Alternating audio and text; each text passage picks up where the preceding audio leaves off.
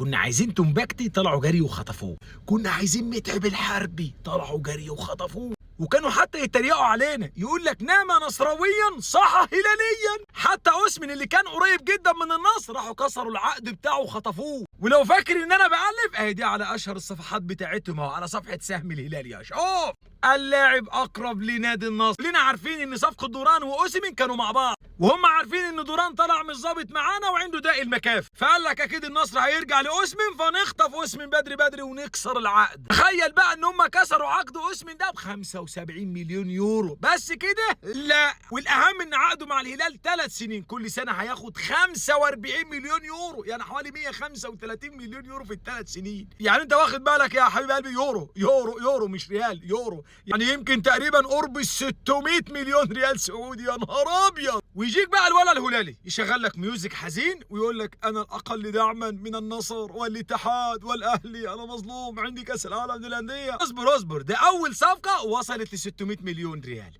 يا ترى بقى الصفقه الثانيه والثالثه هيوصلوا لحد كام؟ اهم حاجه في الولا الهلالي الازرق ده انه استاذ ورئيس قسم في انه يعيش دور الضحيه والمظلوميه، وبيعرف بصراحه يختار الميوزك الحزين اللي بص بيقول لك اصرف له يا ابني سي دي حزين من عندنا. حبيب قلب سيطره، لا تنسانا رايك في الكومنت والتفاعل اللي في الجنب يا الاسطوري. سلام يا سيطر.